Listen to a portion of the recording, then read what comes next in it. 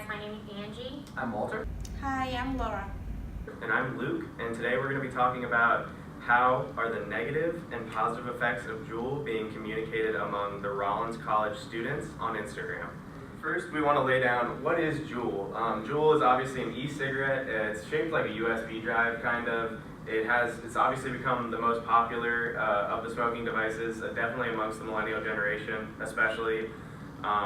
They offer a variety of flavors, and these Juul pods contain about 5% nicotine, which is kind of a lot compared to what a cigarette, like an average normal cigarette, it contains. The problem statement of this research is that it is not clear if the negative or positive effects are being communicated effectively. The purpose of this research is to understand the communication of the effects of Juul on Instagram among Rollins College students. So in regards to the perceptions of Juul and e-cigarettes in general, we found a couple research sources that we decided to present in this presentation. So the first one is basically saying that the e-cigarettes is an alternative to the traditional cigarettes according to young adults, and really this they just have a lack of knowledge as to what e-cigarettes or even Juul is. So they believe that they're an alternative to traditional cigarettes because they are a facilitated transition, acquisition of the habit, a reminder of the pleasures of smoking, and also there's a social attractiveness to smoking. And the second resource that we have found is really talking about there's a 43% of the students that were being studied from California high school. They believe that e-cigarettes are better compared to traditional cigarettes in regards to health. And then the rest of them either believe that e-cigarettes are not a tobacco product, or they're used as a temporary alternative to traditional cigarettes. So really, based on these two sources, there's obviously a lack of knowledge, and there's not a full understanding as to what e-cigarettes really are. Another literature review of this research is Juul and communication strategies. Juul has made a huge impact on millennials, even though Juul company affirms that this has been created to substitute cigarettes, not to people start smoking it. Millennials start smoking Juul because they see this as a trend, not as something that has side effects.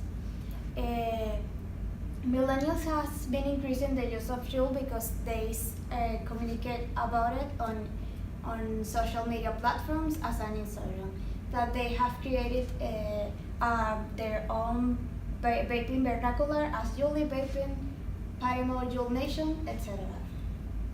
There have been studies that confirms that millennials tend to have a huge impact on how they are influenced by the trends on social media. They have been created their own community, as they say that if the people that is in the community have to smoke Juul, and if they don't smoke Juul, they are not into the community. There are other ways that they communicate about Juuls that are wearing shirts, hats, and other things. As for the next category that we decided to work on is Juul and college students, more specifically with the Rollins College students.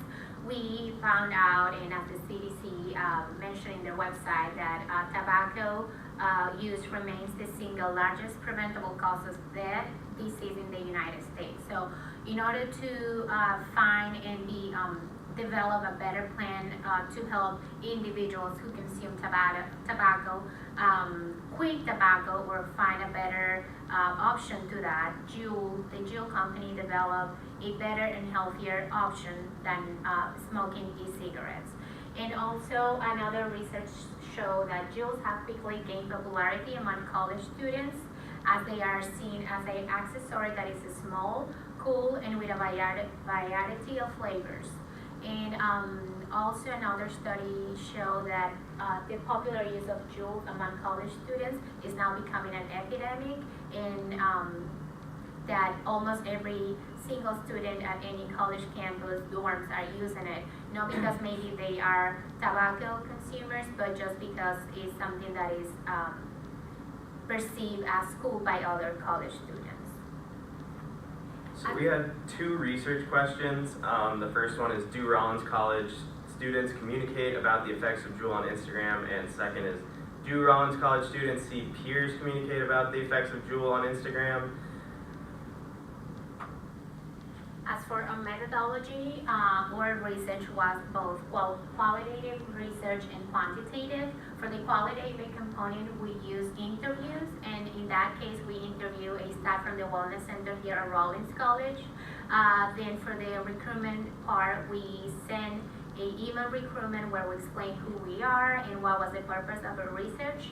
And then in that case, we only interview one staff at the Rollins College Wellness Center. And then for the quantitative analysis, we use surveys. In this case, it was an online recruitment, and our target population was the students, and we got 30 people responded to our survey. As for the interview results, which was the staff from the Wellness Center at Rollins College, there were 2 categories that seemed to be the ones that surround about the Juul topic, and those were perception and communication. As per the perception, the Wellness Center Rollins College staff mentioned that students are definitely not aware of Juul being a nicotine-based e-cigarette, and that consumers do not see downsides to using Juul. And as for the communication component, the interview that showed that communication is most likely to happen through social media rather than in face-to-face communication, and that there's no communication between Rollins College students on the effects of Juul. So just breaking down some of our survey results here, we have the question, do you communicate with Rollins College students about Juul on Instagram? And the resounding answer was no. 90% of the respondents said no, 10% said yes, which is really interesting to think about, because you would think that people who use something every day would talk about it in some way, but it kind of shows you that people who do use Juul end up kind of just allowing it to go under their radar without really thinking about it consciously on like a physical level, how it's affecting you. So that's interesting. We thought that was definitely interesting, not a correlation we saw coming from before. And then for our second question is, do you think, and this was just an interesting thing that we saw within our survey, it's, do you think social pressures influence Rollins College students who use Juul? 70% said yes and 30% said no. I think this correlation is really interesting because we see that it's kind of a fad, and maybe like a lot of the people aren't really using it because they want to or because they need to. It's because it's like a fad and their friends do it. So I think it's interesting to see hard statistics that show that people think that like social pressure definitely influences people who use Juul, especially people who use Juul at Rollins. So we concluded, based on our survey results, interview results, and also from our research, we concluded 2 points. The first one being Rollins College students do not communicate about the positive and or negative effects of Juul. So actually based on our research, so a couple of resources mentioned that the young adults, they view Juul or e-cigarettes in general as a technological innovation. So they're safer, they're and more environmental friendly, and also more socially acceptable. And even the survey, also 70% are socially pressured to use Juul. Yes, there are benefits to Juuling, but they don't really understand, or they don't fully understand about the negative effects, the downsides of e-cigarettes. So actually, students, they're smoking 1 part per day now, which is really equivalent to 1 pack of cigarettes. And those are the people that did not smoke previously. And they're also not aware of Juul being a nicotine-based cigarettes for some of them, and they don't really realize how addictive it is. So there's definitely a lot of misconceptions and a lack of knowledge in regards to Juul. And then that leads us to the second point, is that Juul and e-cigarettes are perceived inaccurately by millennials.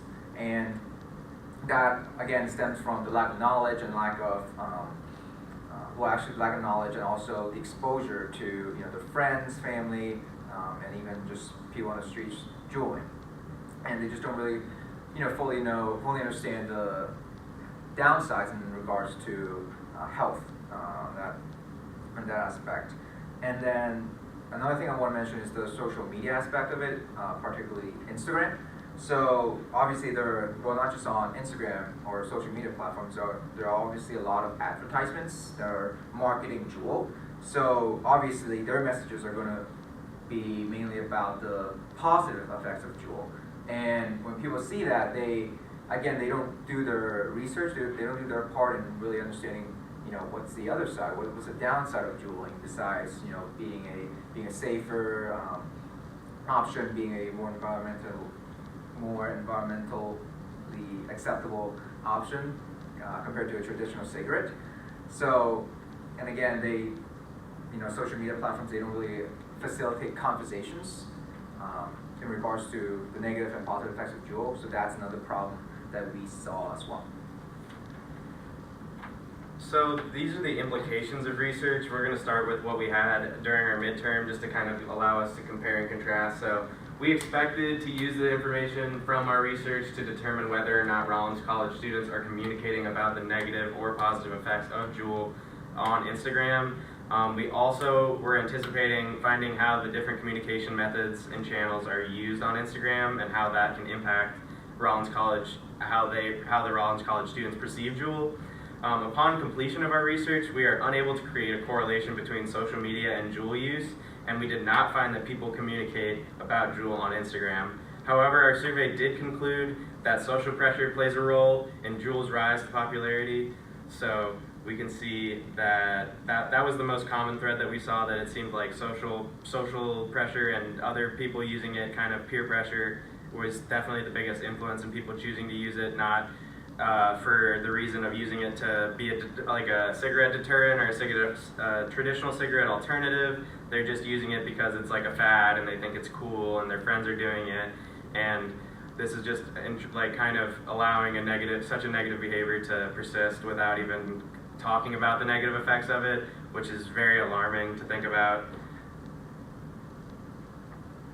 So future directions. So because we only interviewed one staff member from the Wellness Center, and also we had about 30 respondents for a survey, which is a relatively small sample size if we're taking consideration of the scope of our project, because it's a great number of people in the U.S. or let alone the world use e-cigarettes. So we would like to expand the scope of a project in terms of number of audience. So let's say, well, for this project we targeted Rollins College students. So in the future we would like to target a bigger audience. So maybe people in we might involve students from UCF or USF, Valencia, just to allow us to better understand how Juul is being perceived by young adults or college students in the area, and then eventually maybe we can even expand on that and target even a larger audience. So yeah. Thank you. Thank you. Thank you.